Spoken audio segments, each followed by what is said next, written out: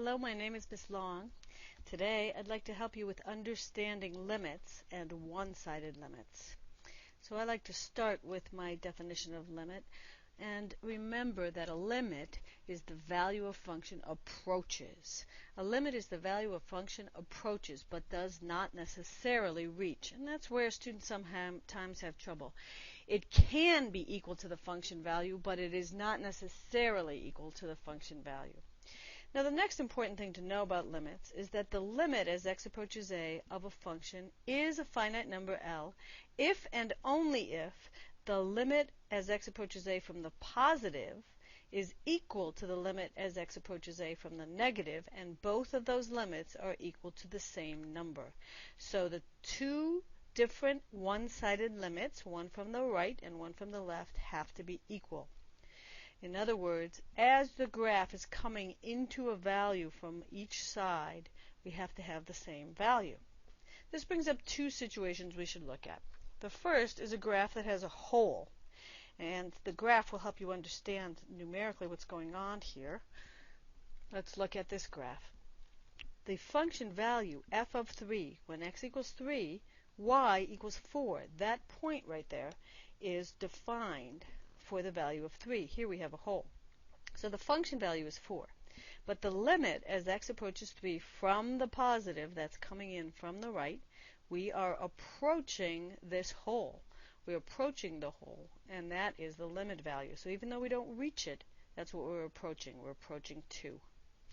The same way, the limit as x approaches 3 from the negative means as the graph is approaching the value 3 from below 3, from the negative, what do we approach?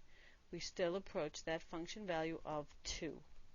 And here you can see that the limit from the positive is 2, the limit from the negative is 2, and so therefore we know that the limit itself exists and will be the same value, 2, that we got all the way.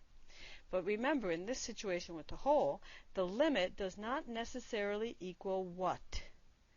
The limit does not necessarily equal the function value. So the function is actually equal to 4 here, but the limit is a different number. So that's a possible scenario. Let's look at our other possibility here. One of many others actually, but this example of a jump. Here the graph has a jump, okay? So there are going to be different limits. Here if we're approaching -1 from the negative, from the left, we're approaching the value of 2. So the limit from the left is 2. Where if we approach -1, approach x -1 from the right, following the graph, we approach the y value of -3. Clearly these two are not the same value, and that means that the limit, not the one-sided limit, but just the limit, does not exist. Okay?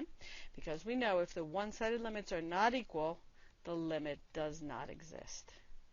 So those are two situations to think about, and you can understand it from looking at the limits themselves as well as looking at the graph.